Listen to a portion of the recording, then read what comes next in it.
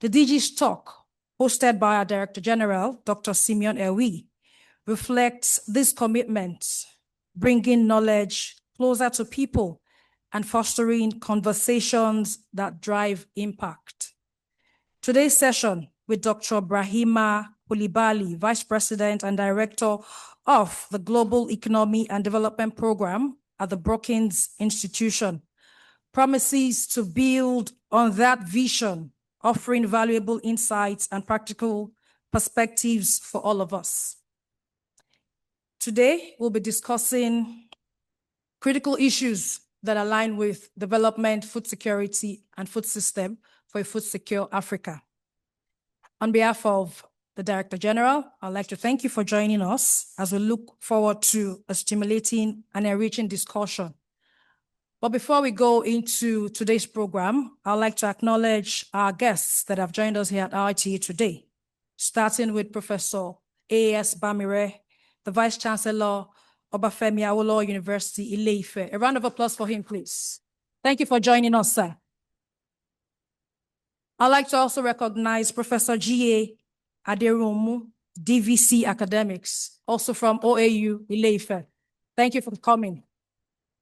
Also with the VC is Professor E.O. Akinfala, DVC Administration. You're welcome, sir. And the rest of the team, thank you for joining us from OAU, Ile-Ife. Also from the University of Ibadan, representing the Vice Chancellor, Professor Kayode Adebowale, we have Professor Simi Toyin Akintola, Deputy Vice Chancellor, Research, Innovation, and Strategic Partnerships. Thank you, ma'am. I'd also like to acknowledge the IITA management team. Thank you for coming as well. Also, we have our friends from AFDB, the World Bank, IFAD, and a number of other partners as well. Some of the participants online, can you please switch on your cameras? We'd like to see your faces from IITA Rwanda, IITA Benin, IITA Kinshasa. A round of applause for them, please. And then some of us on campus are also joining virtually. We have the communications team and a number of other people. Thank you also. A round of applause for our online participants as well.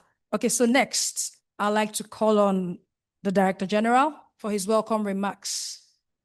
Thank you very much, Timmy. You facilitated my job by recognizing our esteemed guests. So I want to really welcome you all at IITA. And colleagues online, I think down the road we'll figure out who are some of the personalities that we want to recognize online, and they will let us know, because I know many have indicated that they will join, like the Commissioner for Economics and Agriculture of ECOWAS, and if it's connected, and other colleagues. So we will have the opportunity to recognize them.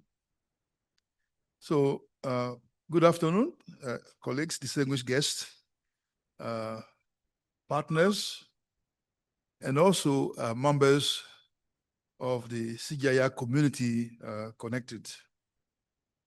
It is my great pleasure to welcome you to today's edition of the Director General's Talk, a platform dedicated to fostering meaningful dialogue on advancing sustainable agricultural systems, strengthening policy pathways for food security, and highlighting innovation and investment opportunities across Africa and beyond. This forum, started last year, also serves as a space for open engagement where ideas can be shared, challenged, and refined through collective insight. Today's session is particularly special as we are joined by an eminent thought leader whose work continues to shape global conversations on development and economic transformation. We are honored to host Dr. Brahima Coulibaly, Vice President and Director of the Global Economy and Development Program at Brookings Institution. He will be joining us from Washington. Dr. Coulibaly is widely recognized as a leading voice in global economic policy and development strategy. His expertise and experience place him at the forefront of critical discussions on Africa's economic future. In today's talk, he will speak on large-scale job creation, the promise of industries without smokestacks, based on his recently published and highly impactful book titled New Pathways to Job Creation and Development in Africa. This topic is both timely and strategic.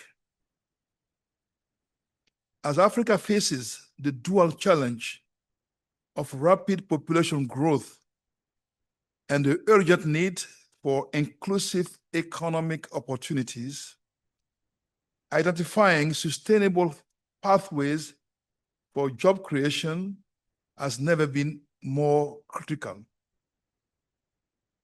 Dr. Coulibaly's insights will touch on key areas including food system transformation, agricultural resilience, and Africa's broader economic outlook. We are confident that today's discussions will offer valuable perspectives for our diverse audience, researchers, policymakers, development partners, students, academics, and stakeholders committed to driving meaningful change. So thank you for joining us, and I look forward to a rich and engaging session. Over to you, Timmy. Yeah.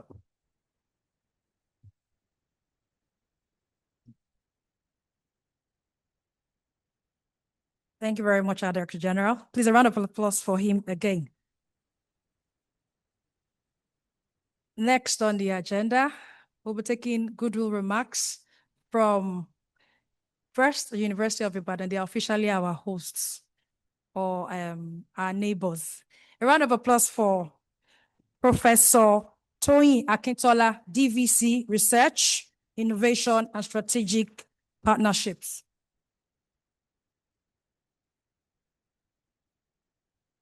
Thank you. Good afternoon, everyone. Distinguished Director General, the Vice Chancellor of my alma mater, Professor Bamire, the distinguished and eminent delegation from Obafemi Awolowo University, our moderator, distinguished colleagues, friends and family of IITA, brilliant Dr. Brahima Coulibaly, esteemed friends and colleagues from the CGIAR community. I bring you greetings from the University of Ibadan, Nigeria's premier university and the heartbeat of research excellence on this continent. I thought you would all cheer me on that.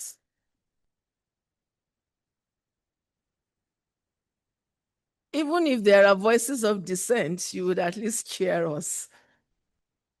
I have the distinct honor of delivering this goodwill message on behalf of the Vice Chancellor of the University of Ibadan, Professor Kayode Adeboale, who is unavoidably away on official assignment in Abuja. He specifically requested that his warm regards and full solidarity be conveyed to this distinguished gathering and ask that I assure you that though he cannot be here in person this afternoon, the University of Ibadan stands fully present in spirit, in commitment, and in partnership with every objective that this webinar advances. I also bring my own greetings and solidarity as Deputy Vice Chancellor for Research, Innovation, and Strategic Partnerships. Being here is a privilege that I do not take lightly.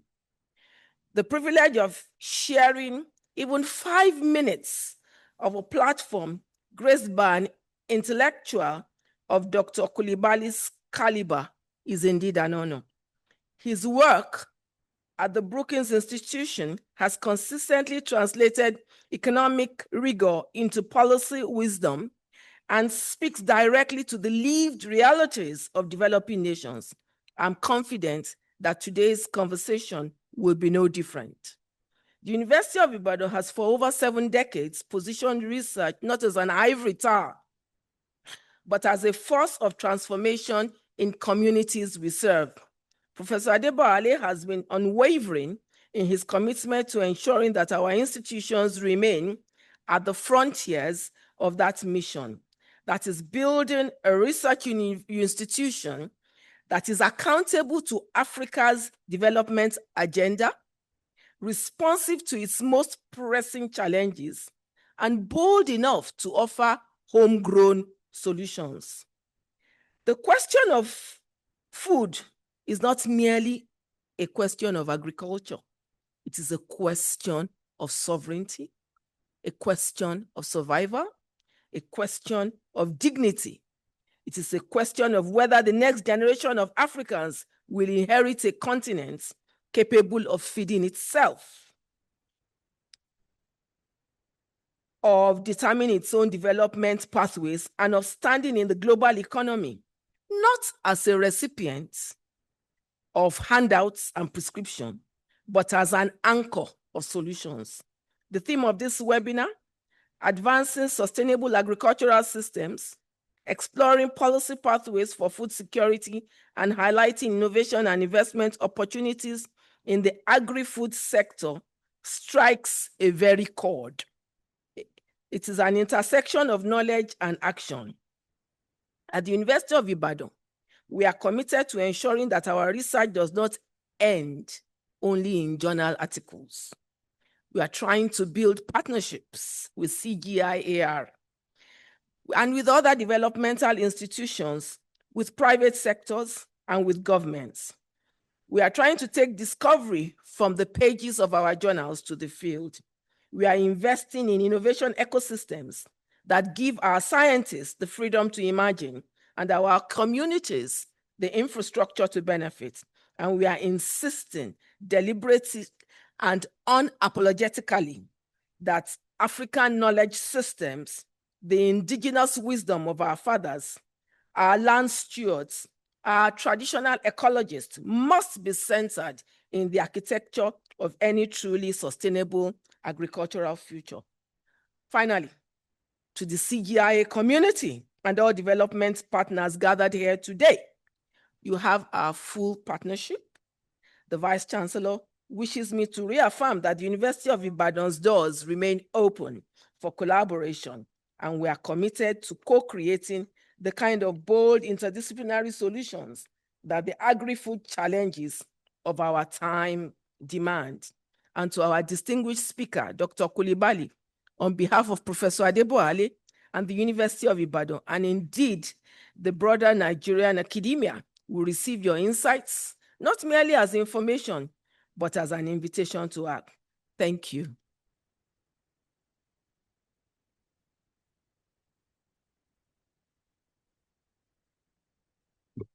Thank you very much, Professor Similola.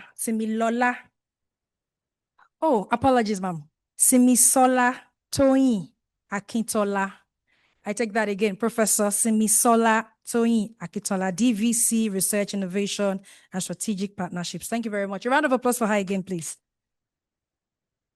Next, for the goodwill remarks, I would like to call on Professor A.S. Bamire, Vice Chancellor, Obafemi Awolowo University, Ile-Ife. Thank you, sir.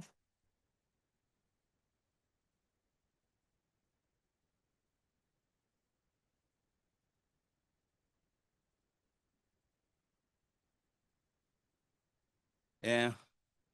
Thank you very much. Let me start by saying that I'm happy to be here again in IITA. It's like coming back home.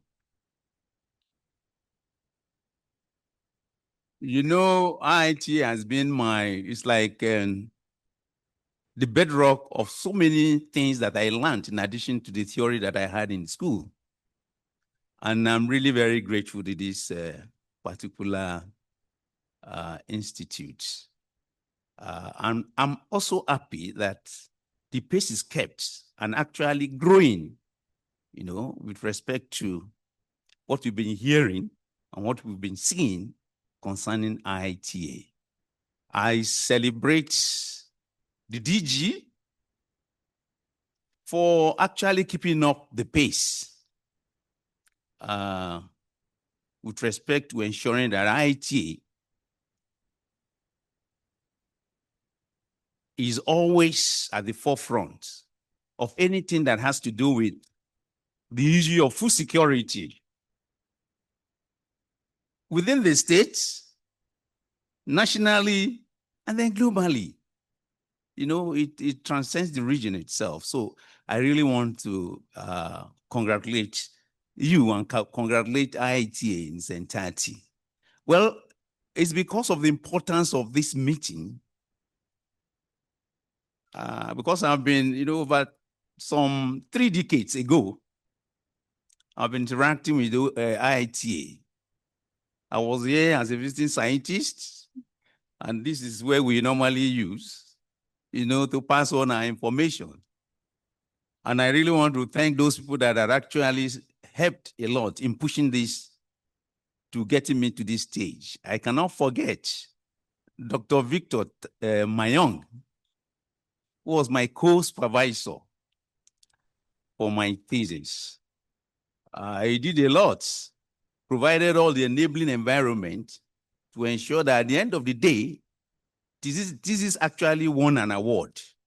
And these are some of the things I cannot forget IITA for. And here is Dr. Tairu, always there for us. We've been, you know, relationship had actually grown beyond just the professional component. We are brothers to ourselves now, family members, and so are other scientists. Dr. Makinde is there. Thank you very much. I could see the face. I really want to thank you. But that's why I came with the team. Those we are seeing there are the principal officers of the university. You have the Deputy Vice Chancellor Academic, Deputy Vice Chancellor Administration, the University Bossa, the University Librarian, and my own head of department, Professor Akinola, just to really show that IITA had actually done a lot into us, and there's need for us to appreciate by ensuring that when called or when invited at any point in time, we keep up most things in order to ensure that we are here. So thanks for the invitation. I just have a brief. So I still have to say something about what I told you about. So as I look around this room, I'm not just looking at those that are here physically and those that are virtually there, but I do see partners and collaborators beyond the professional issue, because to me, IITA is special. My relationship with IITA actually is remarkable, based on the assembly of so many scientists that we have, dating back to about 1997 there. The long-standing bond is a microcosm of the indispensable relationship between OAU and IITA, a partnership we've held in high esteem, and we still hold in high esteem. And it's actually in recognition of this strategic alliance that I'm here today with all my principal officers. Our collaboration serves as a powerful engine for Nigeria and the global community. It is the vital intersection where the gown of academic rigor meets the town of practical life-saving agricultural intervention. OAU, just like recognizing the Vice Chancellor of UI, who is actually my very good friend, ably represented by the Deputy Vice Chancellor, Research, Innovation, and Development. You spoke well with respect to the Premier University, which is good. The Premier University is actually great, you know, but OAU is the greatest.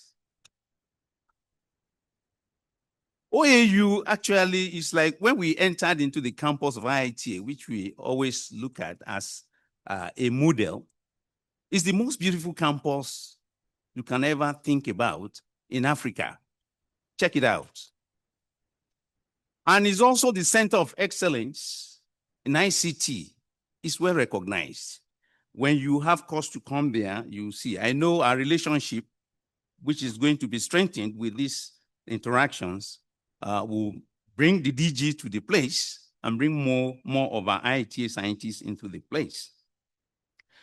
The importance of IITA to our nation and the global food system cannot be overstated. In an era of climate volatility and economic shifts, themes which Dr. Coulibaly will no doubt illuminate today, IITA remains the vanguard of resilience. You provide the science that ensures the African smallholder farmer is not left behind in the digital and economic revolution. For Nigeria, IITA is a beacon of hope for food security. And for the world, it is a laboratory of sustainable possibilities. So as we prepare to listen to the insights of Dr. Brahima Coulibaly, an expert on his own, we are reminded that bridging the gap between high-level economic policy and the live reality of the African farmer is the defining challenge of our era. OAU remains committed to providing the human capital and research depth necessary to transform these global insights into local harvests. I therefore congratulate the DG, Dr. Simeon Ehui, and the entire IITA CGIAR community for fostering this essential dialogue. And so on behalf of the Governing Council and Senate, management, and the entire Great Ife community, I wish us all a most rewarding and transformative webinar. I'm sure that Professor Dr. Coulibaly will actually make this presentation in a way to ensuring collaboration amongst the various tertiary institutions, particularly OU this time around, so that we'll be able to bring home all the lessons therefrom to our number of students. OAU has over 40,000 students as undergraduates, and we have over 2,000 students as postgraduates. So we want all of them to know the rudiments of all this discourse. And I believe at the end of it all, the goal for which this webinar is meant for will be achieved. Thank you very much.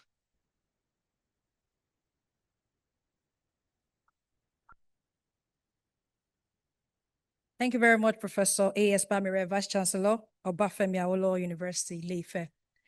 Usually when the banter between Ife and UI is going on, the likes of Unilag, Uniben, Uniport, we just step aside and leave the playing field for them. Let them do their thing. Thank you very much, sir. Okay, so we're getting to the heat of the moment, why we are here. So at this point, I would like to invite my DG once again to take over from me, like he said earlier, to do the introduction of the speaker who we are here to listen to. A round of applause for him, please, again. Thank you.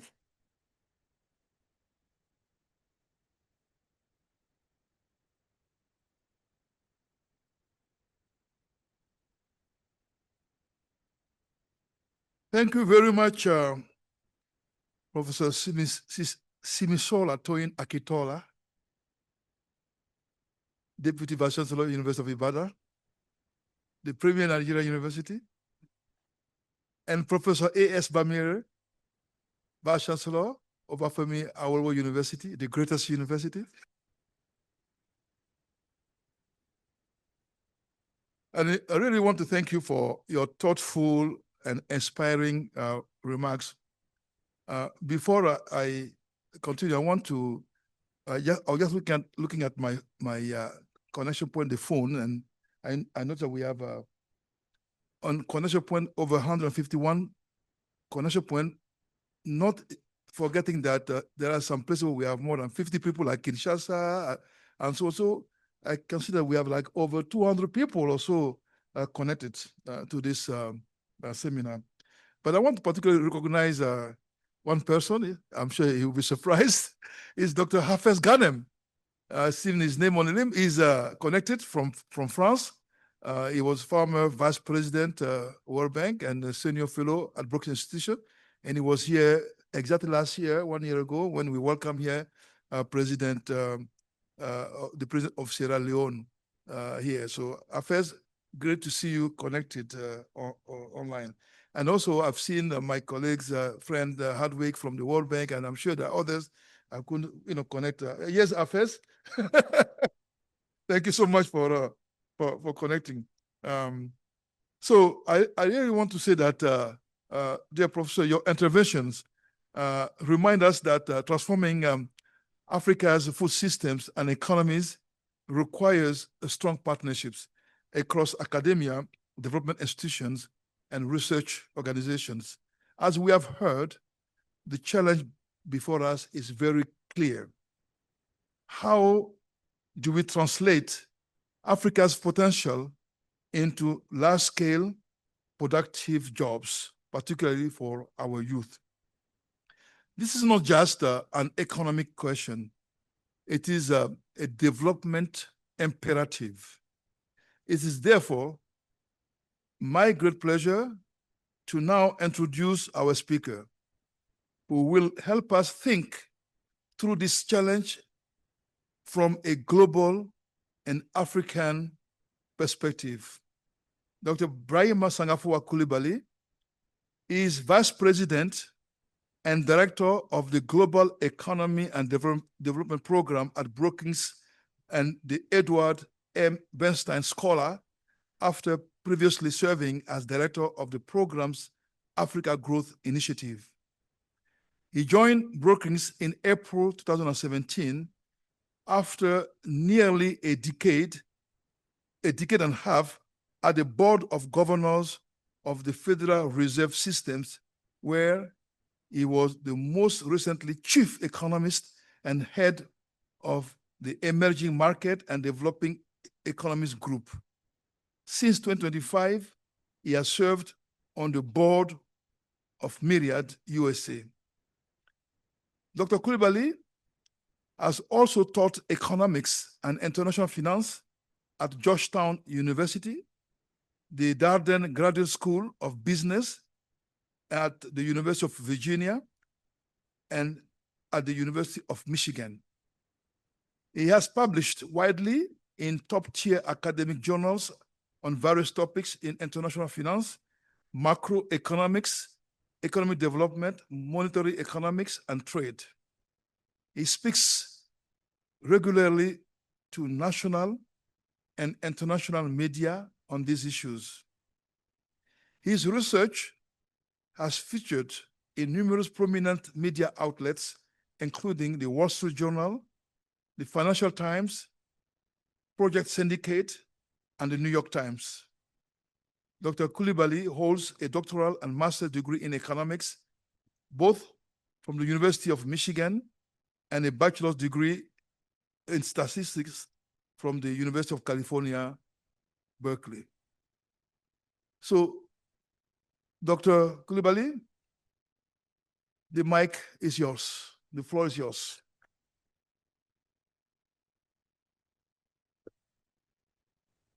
You all hear and see me?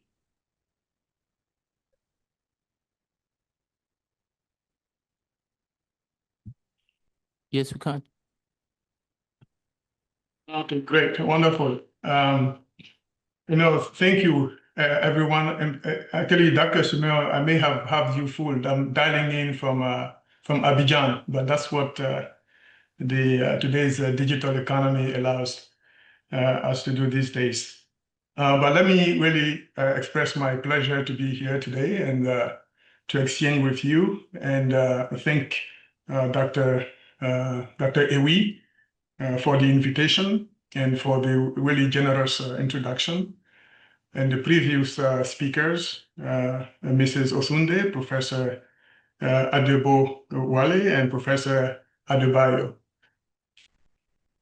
Sorry, then I couldn't be there in person, and this has to be virtual, but I do have a standing invitation from Dr. Ehui, so I hope to take advantage of that and get to visit the campus. I see you have a full program that includes some other exciting stuff that those who are there in person can take advantage of, and I would very much like to be a part of it. Even though I haven't been there, I've heard a lot about IITA. It's very well known. And I think under Simeon's leadership, it's even taking the institution from where I sit here and observe to even new heights. So I want to acknowledge that and also thank all of you at IITA for all the contribution you're making to Africa's socioeconomic development under Dr. Ehui's excellent leadership. So the topic I'm going to be talking about today is very critical. I think you would agree. But I just want to note that it's not just critical for Africa, but it's going to be really critical as well for all low-income countries that have a large pool of labor of young people and are facing challenges of how to employ them gainfully. And beyond job creation, I think this topic is intimately connected to the issue of structural transformation in Africa. And structural transformation is sort of a fancy economist term to mean sustained progress in economic development. But of course, when it comes to Africa's development, especially on a topic as critical as job creation, I think there's no panacea. So see this work that I'm going to share with you today as one of many that would build a knowledge base necessary then to inform employment and development policies on the continent. In terms of how this is connected to agriculture, and just to preview the results, and we'll get to it later, is that agriculture actually has a very, very critical role to play here. But we have to approach it very differently than we have in the past. This book, so let me begin to share my screen.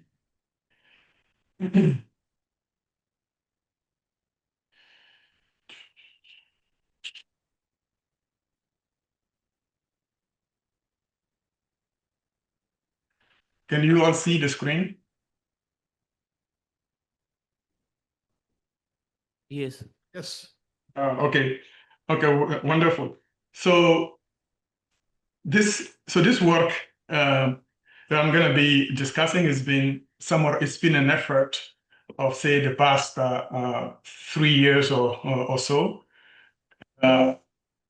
been summarized in this book, and it's been in partnership between Brookings and several of the think tanks across Africa. I want to recognize those in Rwanda, Kenya, Uganda, Ethiopia, Senegal, Ghana, South Africa, and Zambia. And it was a lot of work, a lot of great work, and there's been a lot of learning from every partner that's been involved in the project. And I want to also recognize and again thanks my very excellent and tireless assistant, Wafa Abedin, who is also on the call here, and she's been a truly driving force that has made our job much easier in bringing this book to fruition. It's been co-edited by myself and also Harun Borat in South Africa, the DPRU, And then Richard Newfarmer, who's the director of IGC in Rwanda, and my Brookings colleague, John Page. So I shared this both to show you who the editors was, but also to advertise the book, because my publisher would not be pleased if I didn't use this opportunity to advertise. It's available on Amazon. But we didn't do this really for book sales for money. So we've also negotiated with the publisher to have a PDF version that is free and it's accessible online for you to see as well. Okay, so let's get to the issue of large-scale job creation. But let me put sort of the challenge we're facing in this issue in context by sharing some statistics. First, Africa's population, Sub-Saharan Africa, we're at about 1.2 billion people. And most of them young people, under 30, you got 70% under 30. And then the question then is, how do you harness sort of this demographic dividend? And I think there is sometimes a misconception that because you have strong demographic growth means that you stand to enjoy a demographic dividend. But there are some preconditions before you can harness that demographic dividend. And one of them is critically the ability to create large-scale formal productive jobs to employ them. And there's a severe jobs gap, and by our calculations, you have between 20 and 25 million young people entering the labor market every day. And that's not even counting those who are already in the labor market who might be unemployed or underemployed. So this is really a big challenge. And I would submit that Africa's development will not be possible unless we address this issue.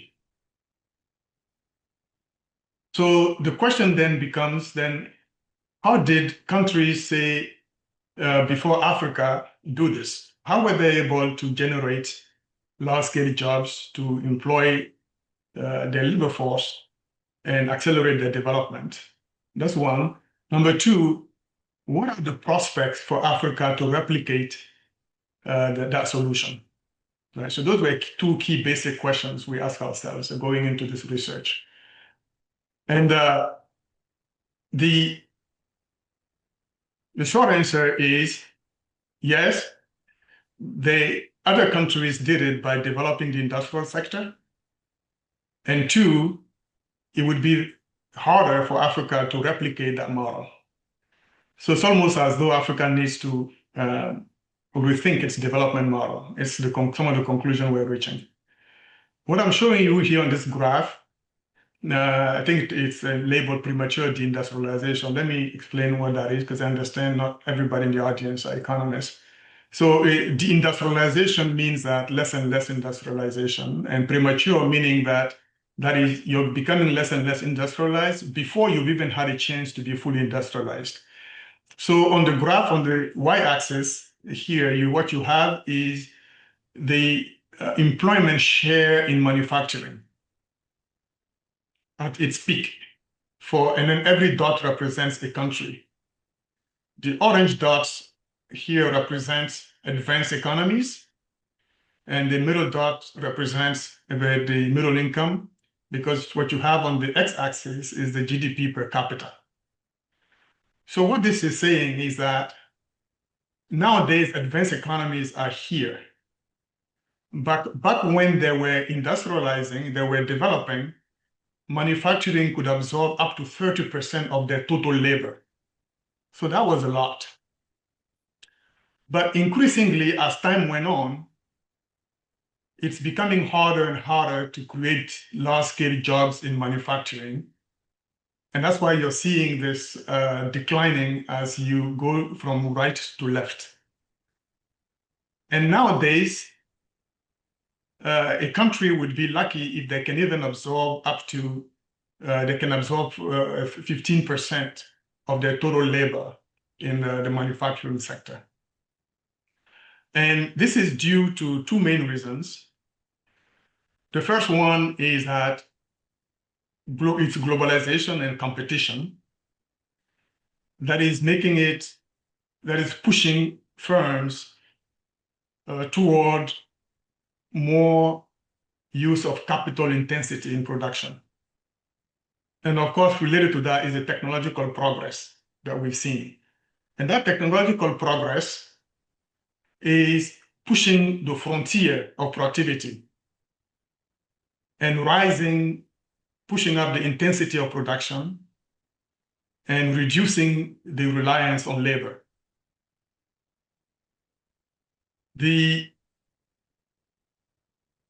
One place where you see this is in the automation. I'm sure you've heard of how in different plants, manufacturing elsewhere, people are using robots. And when they use robots, it means they're using less labor. There's not a week or two that go by without us here, even the US, hearing about how Amazon or some other big tech companies has now automated certain processes, and as a result, they're letting go of thousands of workers.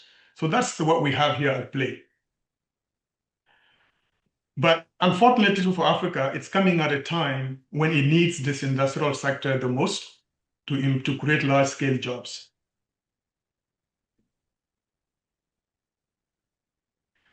And if you just think about in the past, the cheap labor, because of the large pool of labor, has been the most important comparative advantage that countries have enjoyed in the industrialization journey.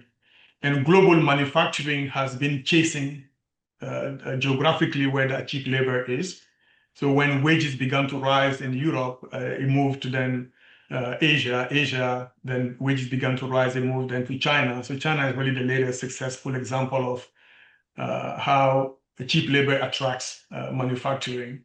And now that wages are rising in China, some are relocating to Vietnam or in the neighboring countries. But in a survey, results have shown that in response to those rising wages, some of the Chinese companies will rather automate by going to robotics. Because you know why? Because the cost of robotics is also falling drastically. And let me show you this one graph here to illustrate. So what this is showing you is the cost and use of robots in Kenya. Let's focus on the Kenya and leave aside the US for now. And in the manufacturing production. So the dark blue line that is falling is actually the cost of robots in this furniture manufacturing sector. And what you have on the light blue line that's rising is the wages in Kenya. And they're both crossed here at about 2034. So what that tells you is that post 2034, robots are going to now be cheaper than Kenyan labor, even though Kenyan labor is still extremely low by global standards. So that's what we're up against in trying to develop an industrial sector like other countries have done in the past to create large-scale jobs. As a result, Africa's development has been showing some pretty unique pattern that hasn't been seen historically.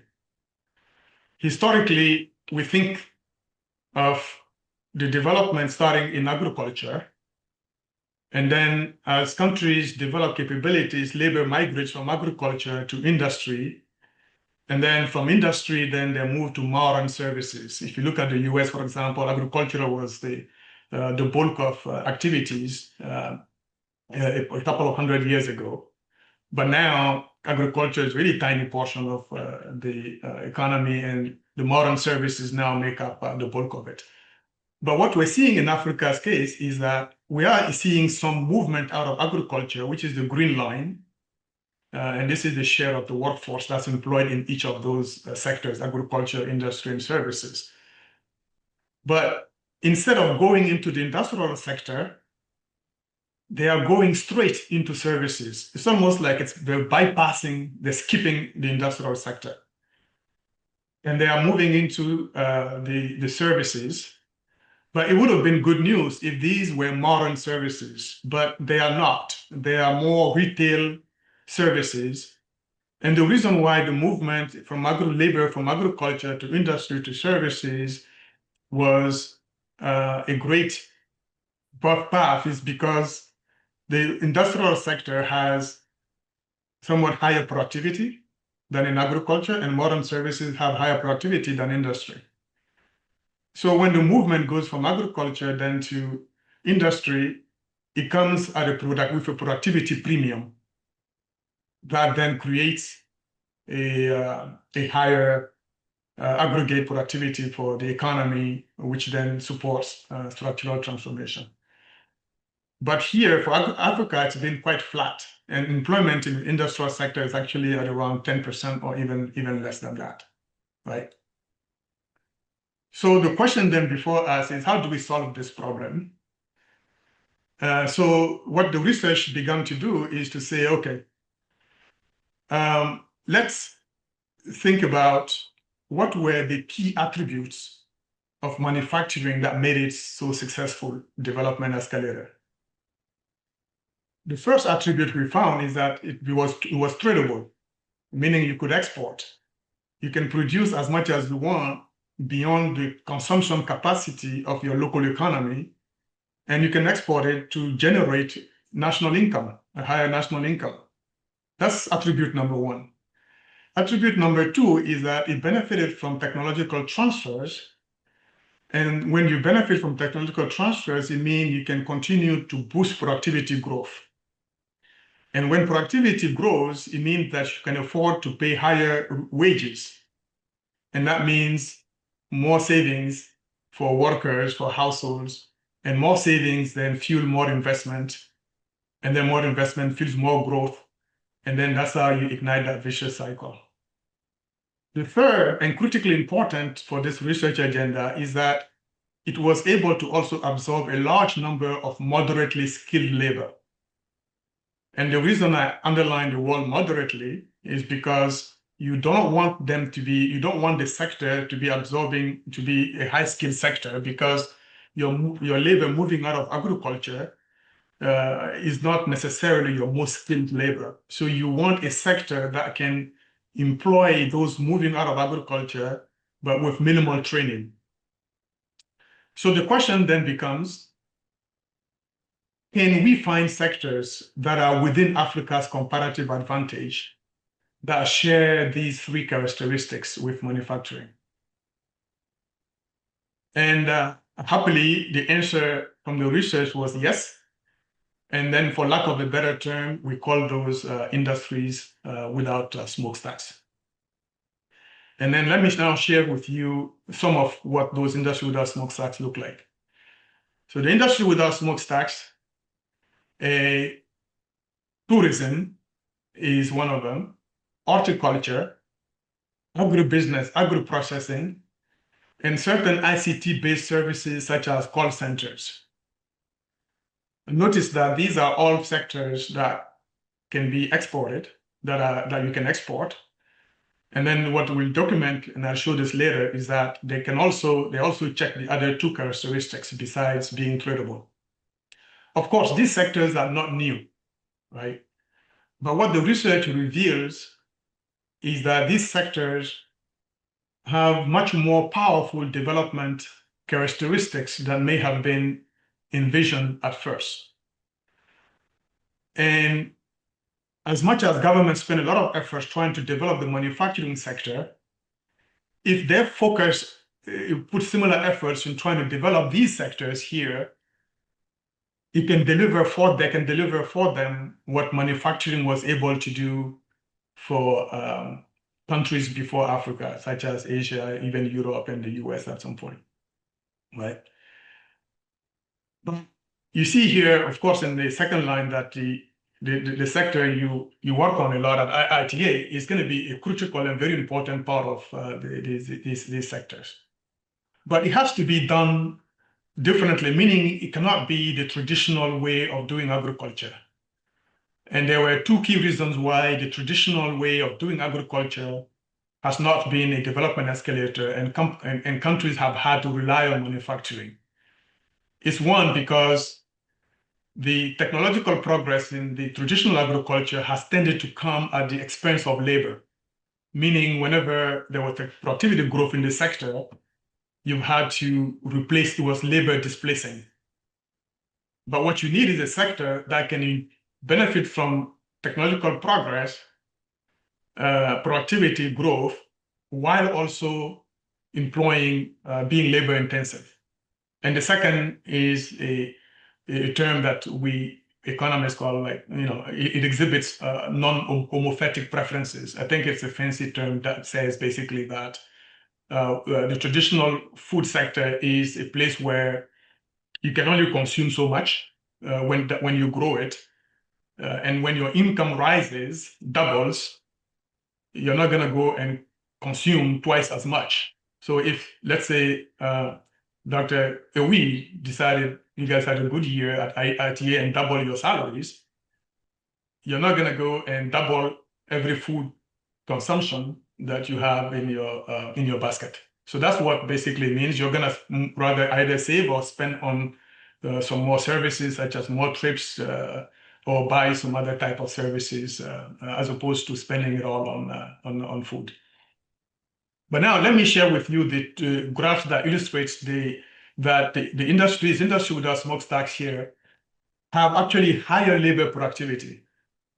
And we didn't expect this going in, but in some cases, its productivity is even higher than in manufacturing, but certainly higher than in the overall economy. And that's what industry without smokestack is what you see here in the dark blue graphs, and what you have on the y-axis is the labor productivity. And you can see in almost all the countries that we've studied, we have been able to see that they have higher productivity, labor productivity. And then the second component, of course, is labor intensity. And then what we also find is that in most cases as well, again, following the dark blue line, we could see that these industry without smokestack sectors have higher labor intensity than even, say, manufacturing or the non-iOS sectors. Now, a cherry on the cake for us was to also notice that it employs actually more women actually than manufacturing. We see it for the women employment in iOS here is in this blue bar, and then manufacturing is on this side, right? And then also for young people, it also produces more than in non-iOS sectors, but not as much as in manufacturing. So then what we then did is to say, okay, let's suppose governments understand this and want to focus on large-scale job creation. What is the potential of the iOS, the industrial smokestack sectors, to create those jobs over the next decade? And then this pie chart kind of summarizes a little bit the share of jobs that these sectors alone can create over the next decade. And you can see that it ranges from, it's about run as high as 2/3, and in the case of South Africa, even 3/4, meaning between now and 2035 or so, or whenever we did the research in 2035, the iOS sectors tend to create the bulk of the new jobs. And I was actually in Italy, I think it was in November, at a World Bank conference where this was very much, the book was the topic of discussion that I was invited to talk about. And I was pleased to also know that in the new job strategy that the World Bank is rolling out, the tourism and agribusiness feature very prominently. So that resonates with the conclusions that we've reached in this research. But then for the horticulture, agro-industries in particular, I created this graph just for this conference. You can see that compared to even other promising industry without smokestacks, the horticulture agribusiness has a much higher potential growth rate potential to create a higher employment. And that's what you see here in the green line compared to the other non-industrial and the other industrial smokestack sectors and for the total economy. So let me recap. The first one is that the industrial smokestacks, I think, is tradable. It has higher productivity. It is labor intensive. And importantly, horticulture, agro-industry are among the most promising IO sectors. So if this are stewarded properly, these sectors can provide an alternative path to structural transformation and economic development. But for that to happen, we need to pay attention to the constraints. And to alleviate those constraints, we've done also additional analysis to look at what are the enabling environment that can allow them to thrive. And what we find is that these will not come as a surprise. Let me lay them out on the screen. Is that infrastructure will be important. Having reliable access to electricity, even roads, so things can get to market.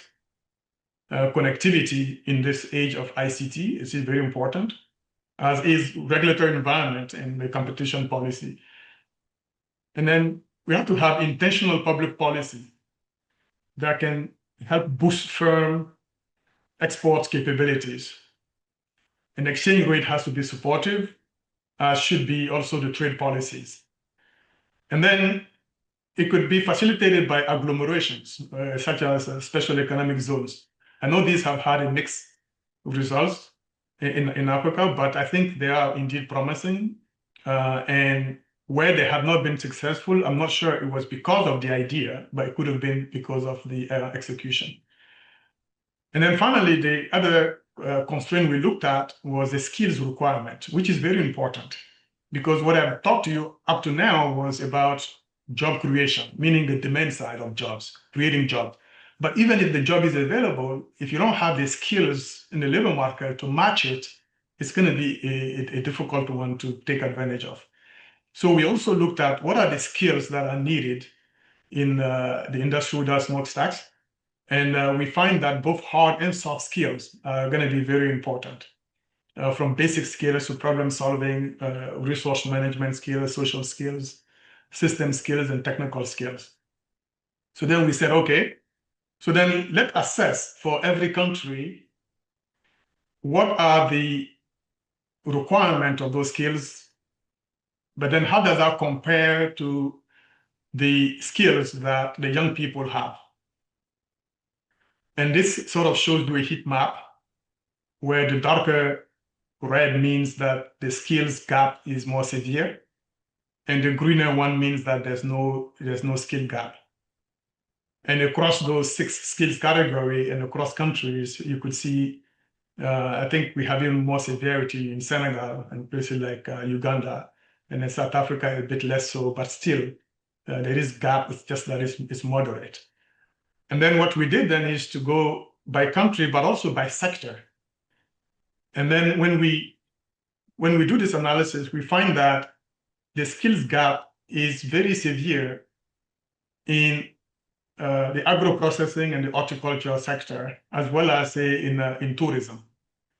So if countries are going to take advantage of these sectors, in addition to focusing on how to develop them, they should focus too on any intervention that would help young people to be ready for these jobs. So in the interest of time, let me conclude. In sum, I think there is diminishing labor intensity for manufacturing. That's a worldwide phenomenon. It's real. It's affecting Africa. And it creates challenges for development strategies for any low-income country with large pool of labor. And Africa is really a poster child for that challenge. The industrial smokestacks here promise to be a good development escalator, particularly modern agricultural sector, where Africa has a comparative advantage. And the comparative advantage one is key, because think of places like tourism. Tourism tends to be associated with a landmark. What can I think of? Right? Let's take, for example, the gorilla industry in Rwanda. Not every country is positioned to replicate that, right? Or take the historic attraction, say, in Ghana that captures slave trades historically. Not every country can compete with that. So that comparative advantage is very important in a globalized environment. But then you think too about agriculture, right? Africa, I think, by some metrics, has 2/3 of the arable land. And Africa actually controls a lot of the raw commodities. That is a comparative advantage. Not every country can go and replicate and grow the kind of products that Africa is growing. So the term I sometimes use is commodity-based industrialization. And I think that's what the agro industry captures, agro-processing, agro-business, etc. It's commodity-based industrialization. And Africa controls the raw material, so it can remain competitive in the global scale without worrying about some other countries outcompeting it in the global market. And the ambition has to be much higher. Sure, we want food security, we want to feed ourselves, but beyond that, we should be thinking of the food systems and Africa's potential as a sector that can be a springboard for Africa's development. Can we produce this, go up the value chains, master the conservation mechanism and the transport logistics, and feed the rest of the world with it, thereby earning Africa a large national income that would support its economic development? So that is a little bit sort of the ambition that this research agenda is encouraging. But I think I want to be clear about one thing. I know when I was talking about this, I kind of talked about manufacturing versus industry without smokestack. This was really to do a comparison, but it's not to say the message shouldn't be that countries should give up on manufacturing. That is not the message at all. The message is that countries should recognize the challenges that they will face with manufacturing and to not neglect the other sectors that are within their comparative advantage in the industry without smokestacks. Happily, also, what our research finds is that it is not a choice of either or. And the requirements you need to develop a thriving manufacturing sector are similar to the requirements you need to develop those Iowa sectors. They both require infrastructure, the ones I shared with you earlier, and they both require the similarities in skill requirements, etc. So what that means is that a country today should be thinking of developing a multifaceted strategy that is based on industries with or without smokestacks. It's all going to come down to which sectors your economy most competitive in, have the most competitive advantage in, and the answer will not be the same for every country, but just pick yours and then focus your effort there on developing them. And that is going to be your best approach to addressing this challenge. So with that, let me stop here.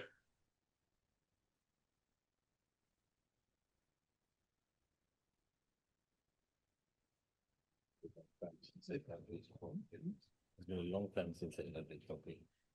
Thank you very much, Dr. Brahima Coulibaly. A round of applause for him again.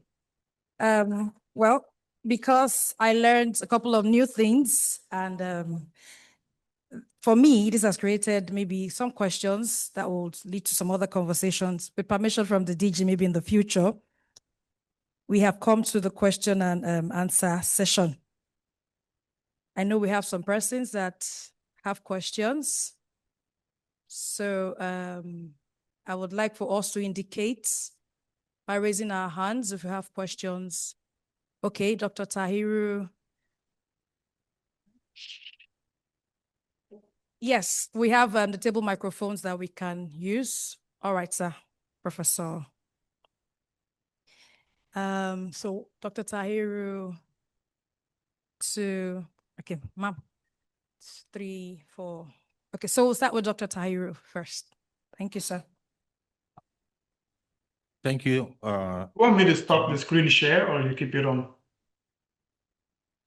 Yes. I think I remove, no? Yeah, you can remove, then we can see the faces. Okay, please go ahead, sir. Thank you very much, Dr. Coulibaly.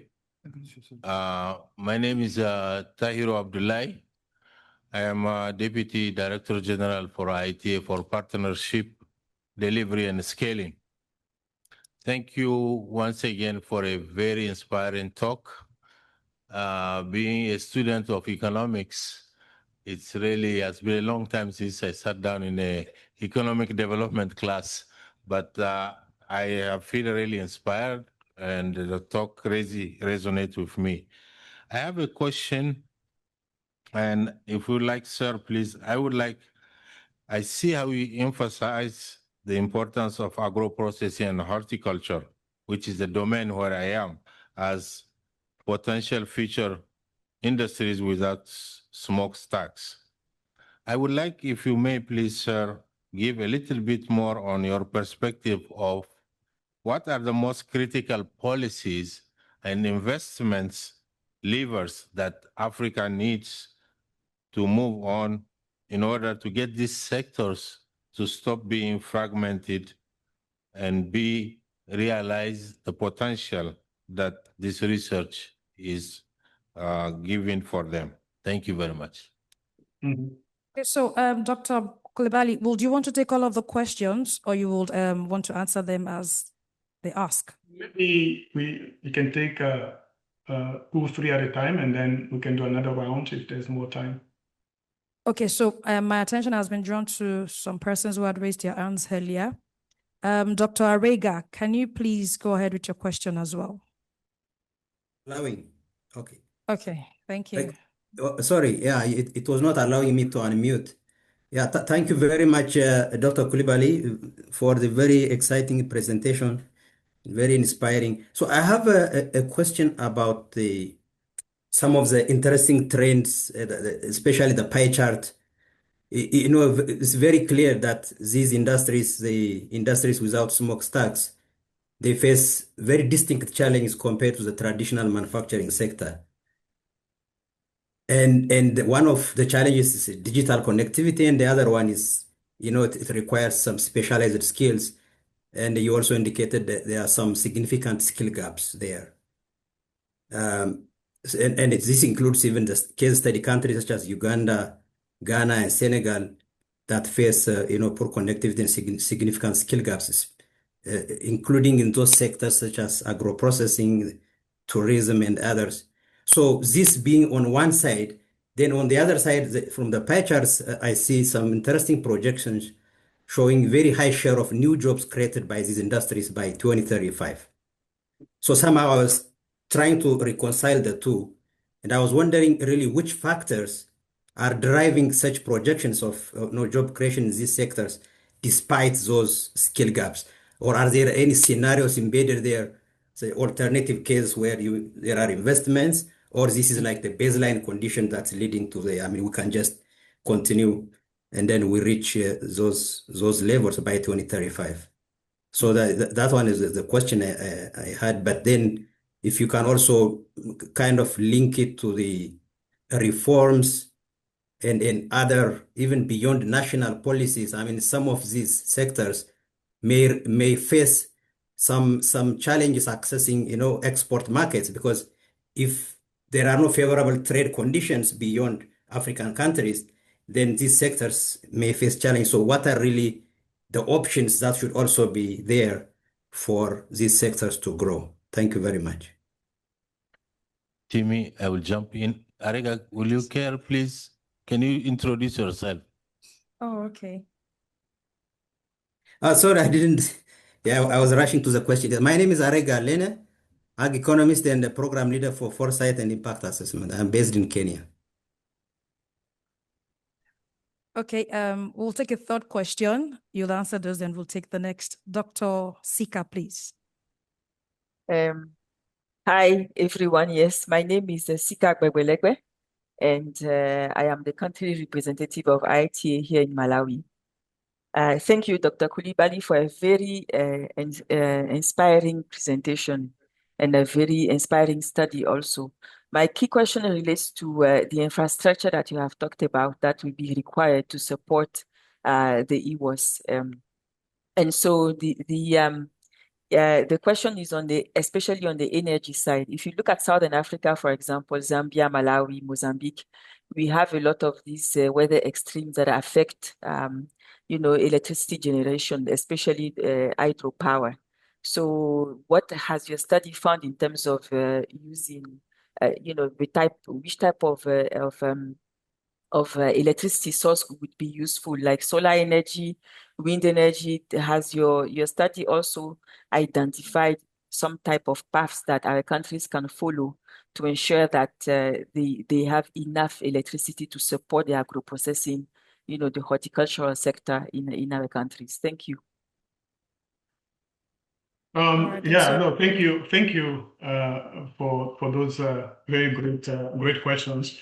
So maybe I'll start with Ariga's question. So I think what those projections are basically hypothetical that said, if governments invest in addressing some of these constraints, this is what it can do for them. So it was not an unconditional projection that says, despite all these constraints you have, skills shortages, etc., you can still create these many jobs. It was running scenario that says, if you address some of the most pressing constraints, this is what it's going to generate. And that is somehow the way for us to kind of guide them to in where reforms are needed. And the case studies will go into what the specific constraints that we're trying to address are, and that can help government then focus on that. Because sometimes one of the challenges that governments are told, you need to do reform, and then we give them a laundry list. And you give them a laundry list, it's hard to do all of those at once or at the same time. But if you have a government that has decided that they want to take some of our research here at face value and follow this through, what we've done is give a narrow set of specific reforms that would allow them to make the most of those specific sectors, but not necessarily all reform that we know that they need to do. So that's the explanation for that.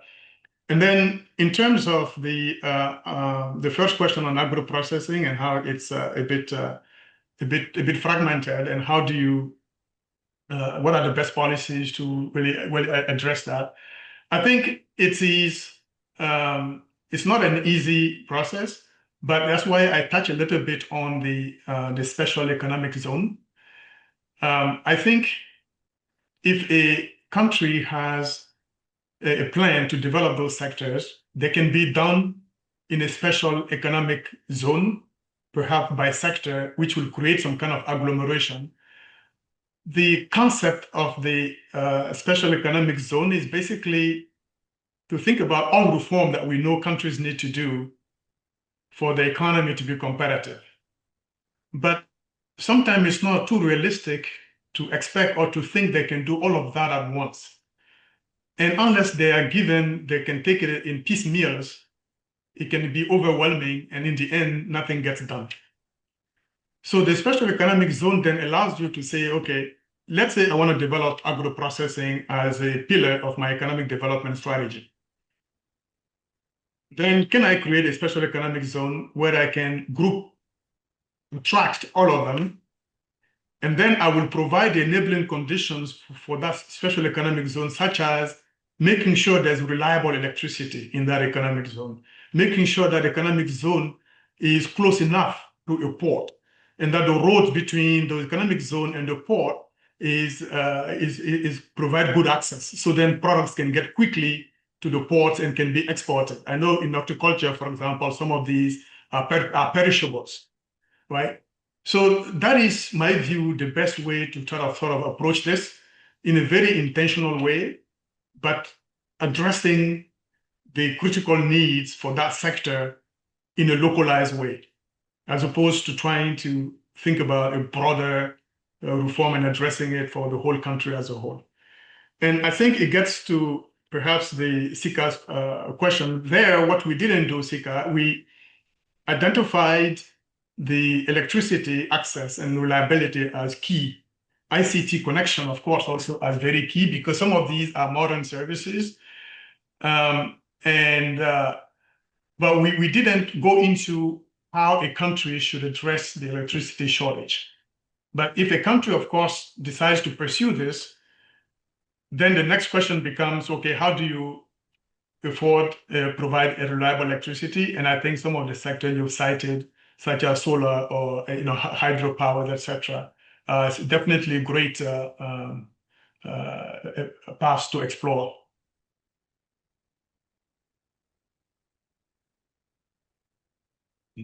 Okay, thank you, Dr. Coulibaly. We have so many questions. So this is what we're going to do.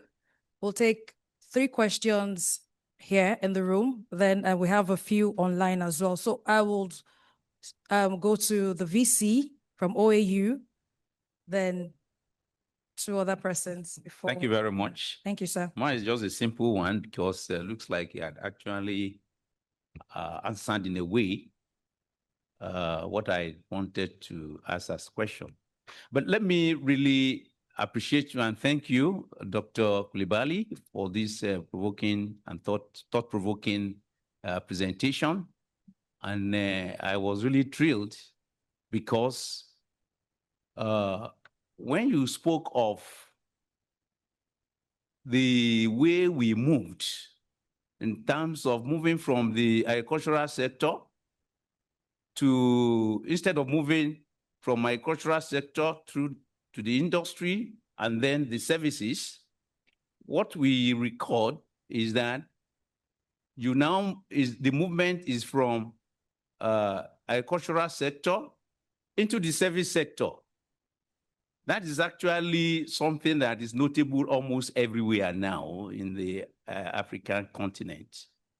But the question now is, how do we ensure that that service sector itself is so much protected to the extent that we'll be able to garner all the necessary benefits from them, given the situation in which we are for now? That's my question. All right, thank you very much, sir. So, Ms. Hilde Cooper. Thank you. I'm Hilde Cooper-Limburg, Deputy Director General Corporate Services, IITA. Your slide on problem-solving skill gaps I found very interesting because I noticed there that problem-solving skills was really one of the biggest gaps. Did you find reasons for that? And if so, also suggested a way to improve this? Thank you. All right, then we'll take the next one from Ms. Zuri. Please go ahead. All right, thank you very much, Dr. Coulibaly, for a very insightful presentation. My name is Zaina Sore, and I head the Capacity Development Office at IITA. So your section around skills gap was very, very interesting for me. And here's my question.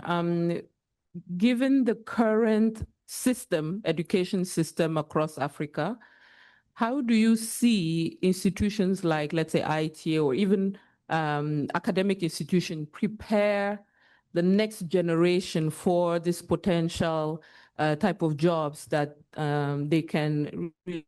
I think it froze toward the last part of her question. The third question. Yes. Okay, please, she will take it again then.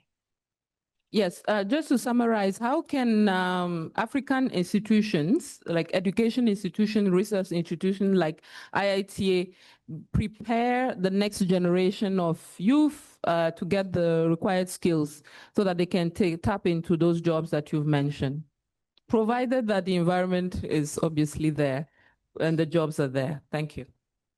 No, great. I think these are all really great questions. Maybe I can start out with Professor Adebayo's about the movements from agriculture straight into services. I think you make a very compelling, you ask a very compelling question. I think the services we found that these people the labor moves into from agriculture tends to be the retail services, the ones that are highly informal sector, and where productivity is very low. Think of the mom and pop shops, think of the street vendors in Lagos, etc. So those tend to be the destination for that labor living agriculture. But their productivity is not high. It's not higher than agriculture. So if you're leaving a sector into another sector, you benefit when the sector you're joining has a higher productivity. But that's not what we're seeing. And that is the conundrum. So the solution that this book was proposing is to develop these industry without smokestacks that can become destination for the young people. But what you're alluding to too is an additional solution, which could be to say, okay, where are they lending and how can we boost productivity in the sector where they are in already, even if those are retail services? And I think that is indeed the key question that comes back to informality and how do we ensure that there is supportive mechanism to raise productivity of those informal firms and help them toward formalization.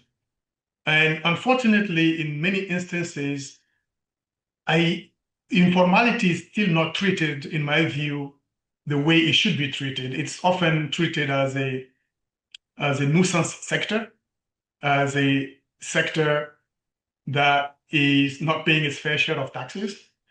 I remember being in a closed-door roundtable in Rwanda a couple of years ago, and Obasanjo was also one of the speakers.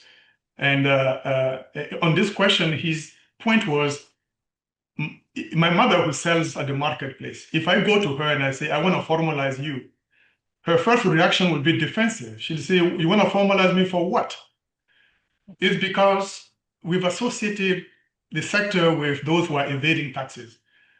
But they make up 80% of the new jobs created across Africa on average. So there needs to be a deliberate policy that recognizes that the informal sector is not just a side sector that needs to be formalized and taxed, but it is actually the economies in Africa. Any sector that creates 80% of your jobs, they are your economy. It's not any other sector, right? So some solutions to that could include really approaching, having a strategy that would understand them, their sectors, what they're active in, and seeing what kind of help can be provided by the government through policies to support them. And some of the ones that are very well known is some informalities, because technical assistance sometimes in growing their small businesses, and then access to finance. And look at the banking sector across Africa. It's designed for the formal sector. It is not designed for the informal sector. That's another critical challenge. So definitely there's ways to develop those low productivity services sector where they're in, but the government policy needs to be completely reset and become more supportive. And I think if they do that, that could be another way in addition to the solution that the book is proposing to accelerate productivity growth. On the skills gap, I think you're right to be intrigued. It's because these higher sectors are like modern services, and a big component of that is really the soft skills. And you know, young people, even the ones who have technical skills, the soft skills are very hard to learn because some of it is part of their own personality. Part of it is also what they can learn. You know how you can learn to program and you can teach anybody how to program, but if you take tourism and you think about customer service, not everybody is going to be great at doing customer service. Not everybody is going to be great in those jobs that do require some emotional intelligence, some social intelligence, some problem solving, some even management skills, etc. And that was one of the next project we wanted to do, is to understand the importance of soft skills, and then what could be strategies to make those more transferable, more let's say learnable or teachable to young people. And depending on the job and the sector, the soft skills required may even be different. So that adds a layer of complexity. But to support those modern services, they will definitely need to have those skills. If they don't, I think what that means is that those who are more experienced than them will be the beneficiaries of those jobs created. But this one was designed specifically to look at what will help young people get the jobs, and the soft skills were not some of their key strengths. Certainly, on the last question, 100% agree that we need to have a rethink of the education system. I think we have an education system for the Africa that it was. I'm not sure it is for the Africa that we want it to be. And more often than not, what you see is skills being taught that are somewhat disconnected or disjoint from the realities of the labor market demands. And this is a reality that academic institutions will need to take into account. How do you ensure that you are revisiting your curriculum to ensure that it is teaching the skills that are needed for tomorrow's job market, and not the skills that have become obsolete? A clear example here, and then I'll stop here, is Arizona State University. Their new president has been so innovative and proactive, and he anticipated that AI would become important. So now they're able to embed AI in as many programs as possible. So it's become a cross-cutting discipline. But where are we in Africa on that ability to integrate the AI, which is going to become the dominant force on the labor market? Are we positioning our young people to pick up those skills?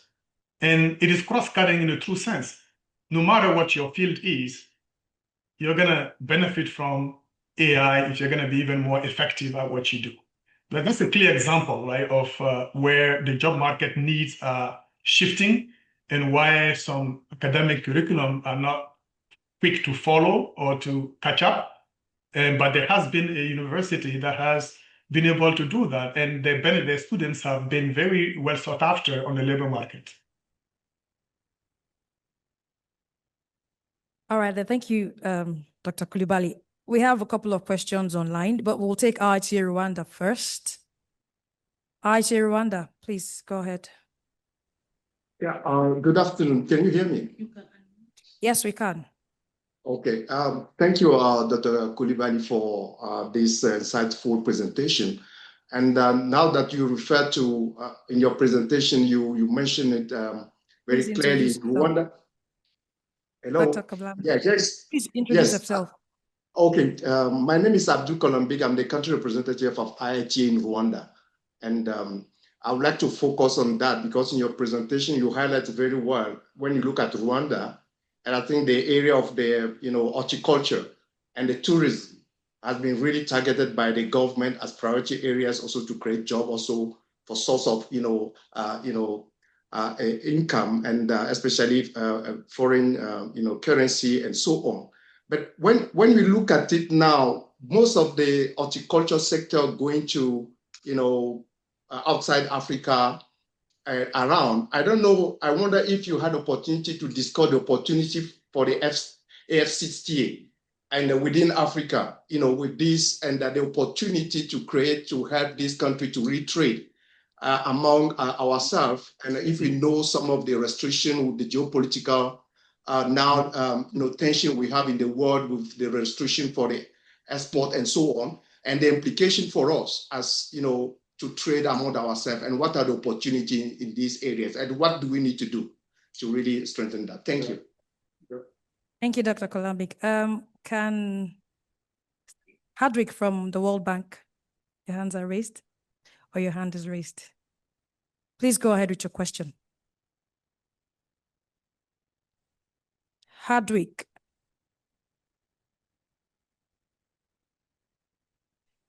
Okay. In the absence of, Hello. okay. Hello. Oh, can you hear We me? can hear you. Sorry, I was struggling to get myself unmuted. It's all right. Yeah, thank you. Thank you so much, Dr. Coulibaly. My name is Hardwick Charlie. I'm lead agriculture economist for the World Bank. I'm based in Abuja. Very, very good presentation, and with lots of implications on what governments can do to at least prop up agricultural productivity in a way that brings development outcomes. I just wanted to maybe follow up a little bit on what you said regarding the industries that you highlighted and the fact that they generate productivity growth, and they are also industries that have the potential for labor intensity. On the productivity growth, I think that is very clear for most of these, at least in terms of output or in terms of value per unit area.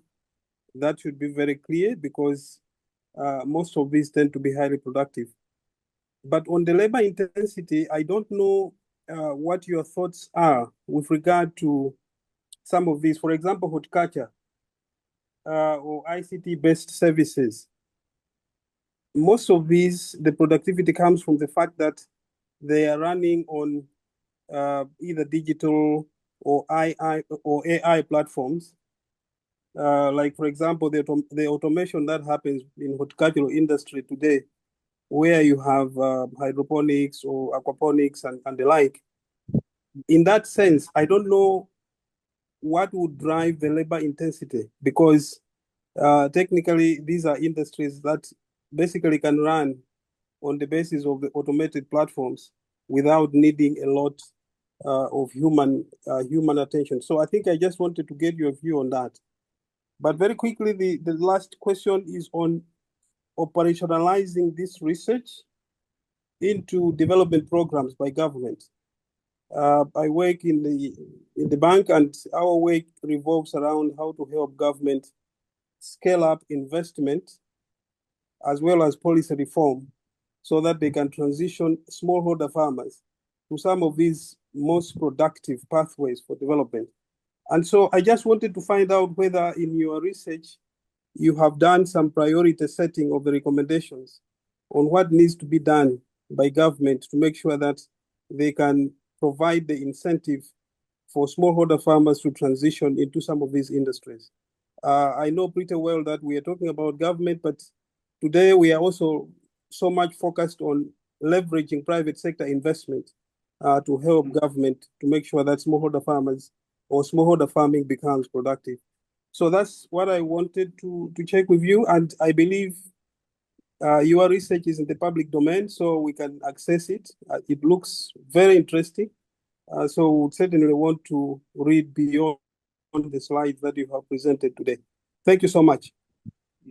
Thank you, Hardwick. One more question online, and then we'll come back to the room. We have Rosemond Ofei.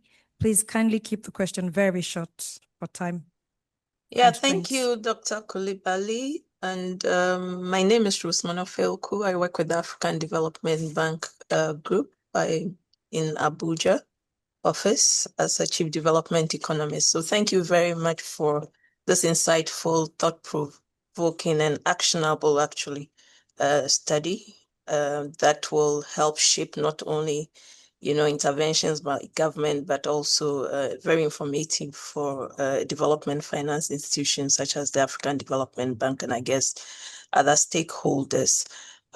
Just reflections around 3 points. You spoke about, accelerating productivity growth. Didn't really hear much about, I heard a lot about job in numbers, but I guess you touch a bit on the informal sector where we have issues with a lot of quality of jobs, decent jobs. So in that perspective, what are the mechanisms to ensure that opportunities within these industries with osmotics, looking at enforcing some of the dimensions of quality jobs, which is critical for Africa. Another aspect has to do with digital inclusion and affordability, and I think that this is a key area for Africa as we look at ICT opportunities and ICT-led growth. To see how we can close the gaps around digital access, affordability, and digital skills, which we've already, the issues of skills, I think, have already come up. But more importantly, inclusion dimensions around bringing on board disadvantaged youth and women, particularly job pathways in rural economies. Another dimension also has to do with climate resilience, because, for instance, sectors such as agro-processing, horticulture, and even tourism also have some climate-exposed conditions.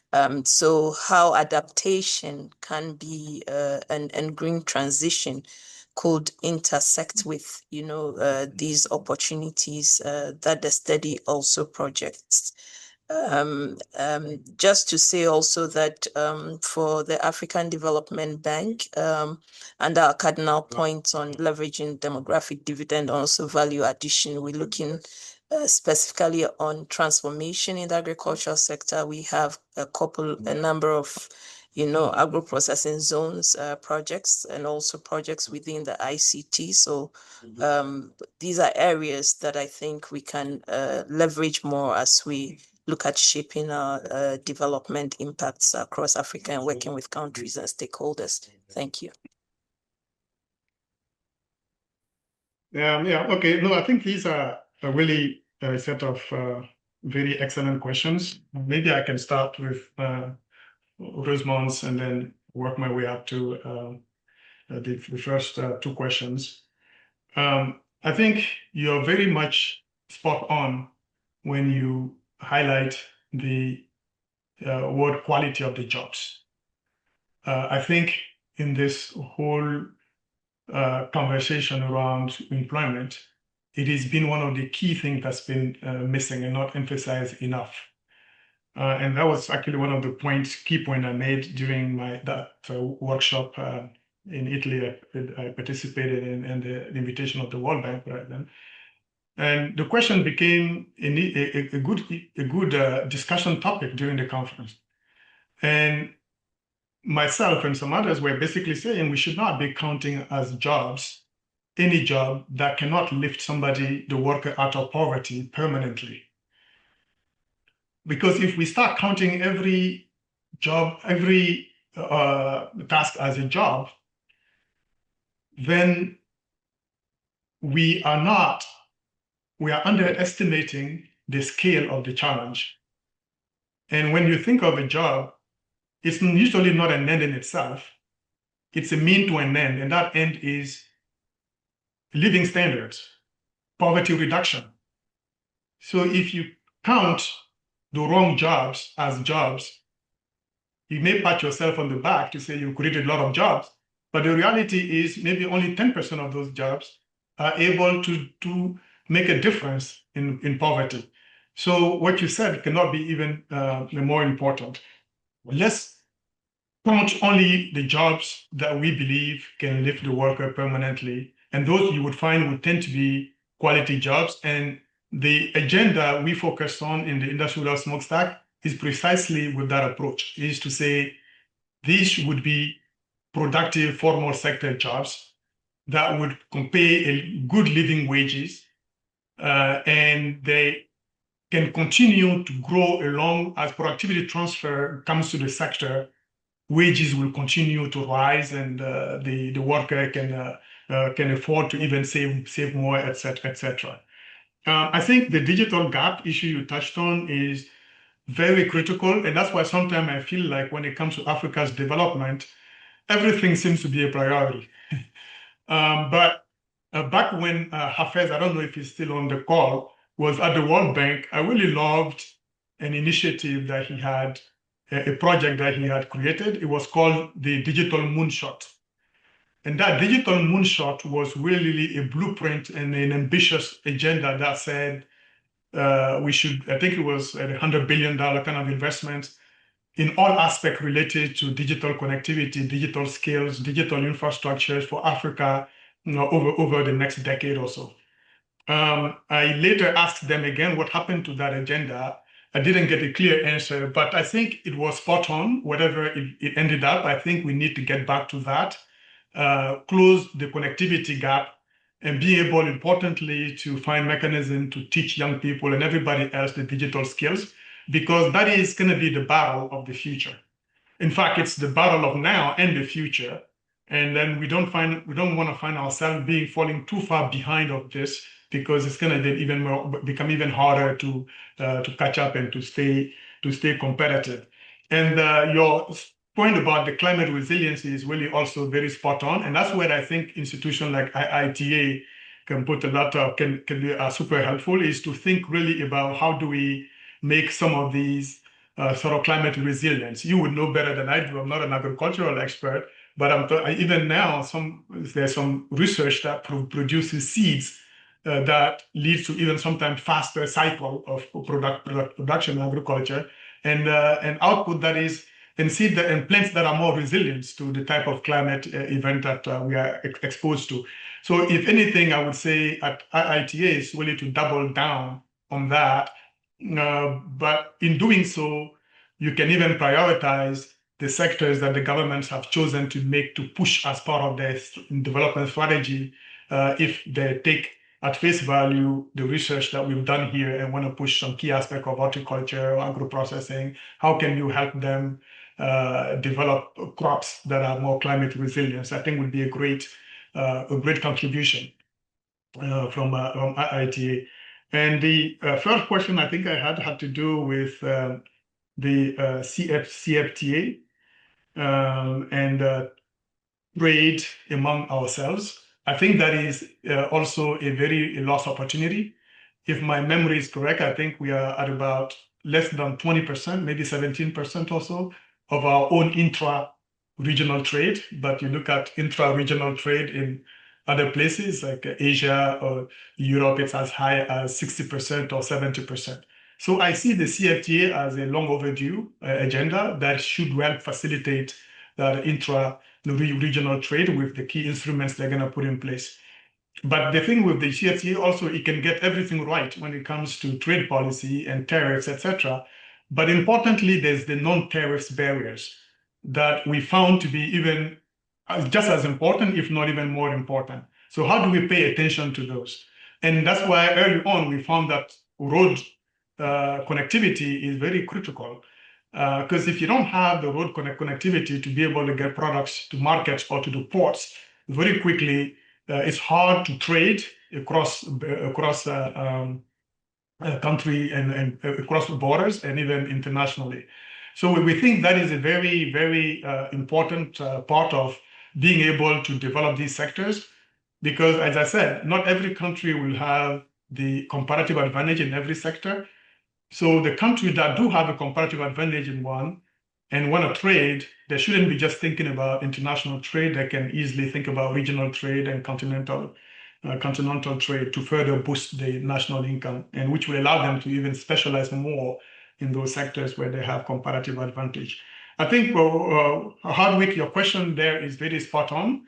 On terms of I think the broader context for that is basically, are these sectors really immune to the kind of automation that we're seeing if we want it to be sort of labor intensive? I think what we've done, at least our partner in Kenya has done, is a comparative analysis, meaning how does agriculture compare, say, to manufacturing?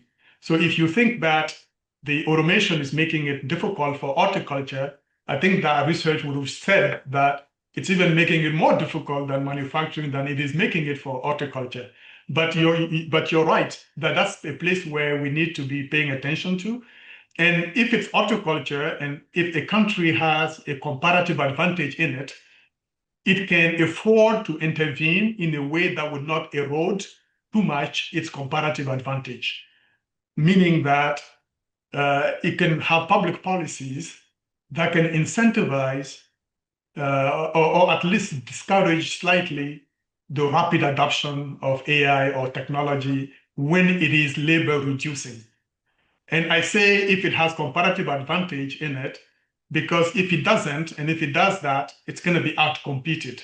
So this will need to be approached, say, on a case-by-case basis. And on the operationalization, that is indeed the next phase of this agenda. And we've been looking for, my Africa program, I've been looking for some funding to be able to operationalize it.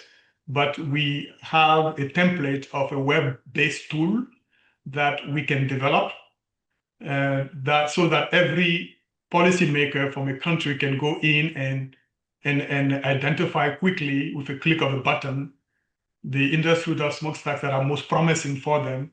And then it can produce also the priority in terms of the reform that needs to be made. And then it can also tell you over the next year, this is the number of jobs that you're going to get from it. And we appreciate a lot the partnership with the local think tanks. And what they've done is they were in touch with the youth employment ministries of their countries, and they have begun operationalizing some of that. I know, for example, in Senegal, our lead researcher there was also on the president's advisory and was able to bring some of this into the youth employment strategy. I think similarly to maybe for Kenya, as well as also South Africa. So it's being operationalized, but perhaps there's more opportunity to scale up even that operationalization.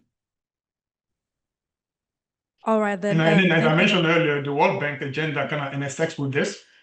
At some point, I think Endemit and I discussed perhaps having a session to meet the president of the World Bank to further discuss the alignment and also to share this tool with the different chief economists within the institution. All right, then. Thank you very much, Dr. Coulibaly. Finally, let me say, I didn't talk about Nigeria, but since what we've mentioned being the Nigeria office, we did do this study also for Nigeria, by the way, but it was not finished on time to be included in the book, but you can find it on the Brookings website.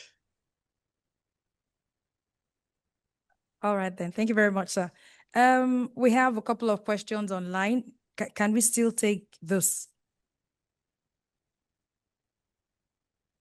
Dr. Coulibaly, can we still take the questions online? Yes, I think yes. Okay.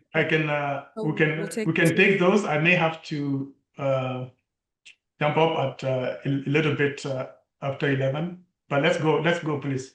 All right, then. So let me quickly take two out of those questions. One is asking a question from IITA Cameroon. His name is Apollinaire. He said, what concrete financing mechanisms will ensure sufficient long-term funding to scale agricultural transformation and drive a large-scale job creation across Africa?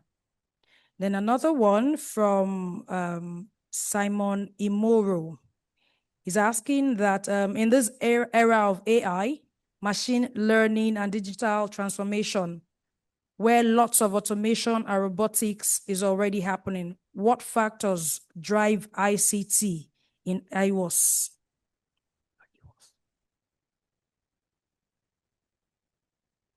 So on the first question about concrete mechanism to support financing, I think this is again one place where Africa is also having a challenge. It gets back to my earlier point that sometimes you feel like everything is a priority, but at the same time, you got a lot of challenges on how to address that. I think the reality is basically that the domestic saving rates in Africa are really low. Right? You're looking at 18% of GDP or 20% or less of GDP, but the investment needs, by our assessment, for a country that wants to develop has to be at about 30% of GDP. And it has to be sustained over a long period of time to have a meaningful impact. So that is already creating a huge gap between the savings that they have to invest and where the investment needs are. So it is why, again, I think the countries will be well served by not focusing too much on the scale of the big economy-wide challenge, but by being very targeted and prioritizing. So if, let's say, they decide to pursue a development agenda around agro-industry, agro-processing, then the country can prioritize whether it's in their budget, whether it's with the partners, or whether it's with some in partnership with some private sectors, come up with the financing mechanism, but just for that agenda. I think if they take it in those kind of piecemeal approach and prioritization, it would be more digestible than thinking about the economy-wide challenge of mobilizing investments. And in this, I didn't touch on private sector, but the government has a huge enabling environmental role to play, but ultimately it's the private sector that is going to be incentivized enough to drive a lot of this. So if this is done in a genuine, true partnerships between governments and private sector, the private sector should be able to contribute here in a way that is beneficial to them, and the government can limit its role to really creating that enabling environment for the private sector. And then on the AI and the machine learning and it's in fact why this gets to the core of the problem that we're trying to solve, right? It is because we're noticing indeed that automation and AI and use in factories, etc., is displacing jobs very rapidly. It is why we focused on the sectors that are not as exposed to AI and automation. I say not as exposed, but I'm not saying they are not exposed at all. I think all sectors will be exposed, but they are not as exposed as manufacturing. And they are within Africa's comparative advantage, where the government can afford to use public policy to intervene to manage a little bit the job displacement that usually tends to come with too rapid automation and technological adoption. Thank you very much. A round of applause for Dr. Coulibaly, please. And all the questions that have been asked. But unfortunately, we won't be able to take any more questions because of time. Hopefully, we'll be having definitely we will be having conversations like this in the future. And so we can save some of our questions for future conversations. At this point, I would like to call on the DG for his closing remarks. Thank you, everyone.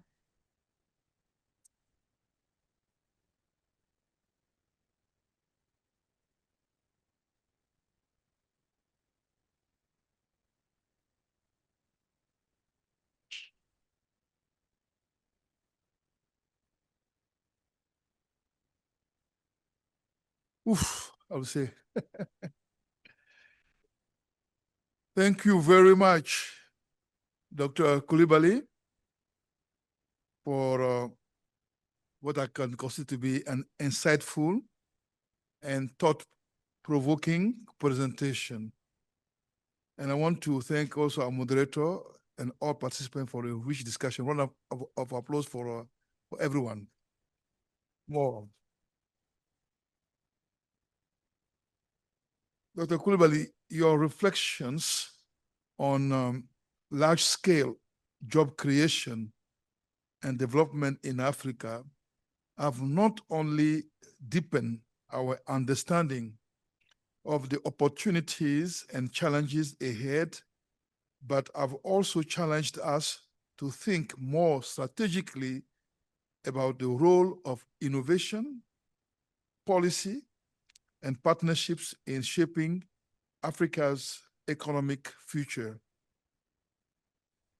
The connections you drew between job creation, food system transformation, and economic resilience are particularly timely and relevant for our work at IITA and across the CGIAR community with our partners. I'd like to also thank all our participants, the colleagues, partners, and stakeholders for your active engagement and contributions. Your presence and perspectives are what make the Director General's talk a truly dynamic platform for dialogue and shared learning. As we leave this session, I encourage us all to reflect on the ideas shared and consider how we can translate them into action within our respective spaces. So thank you once again for joining us. We look forward to continuing this important conversation in future engagements. So round of applause for everybody. There will be, I think, a photo session, but Dr. Coulibaly is online. Maybe we can, how do we do that? Yes. Your magic. Dr. Coulibaly, you would, okay, so we put him on full screen and then Maybe a first group. And yes, the first group will be here, a very first small group. We'll take one here, then every other person goes out for the whole group. Maybe this group here can. Yes, the group from UI, ITSMT, and then OAU. Those can open their screen. Yes. Okay, so our partners are friends from World Bank, AFDB, Sasakawa, FAO, ECOWAS. If you're online, please put on your screen. If you're from AFDB, FAO, Sasakawa, ECOWAS, World Bank, IFAD, please you can put on your screens so you join the photograph.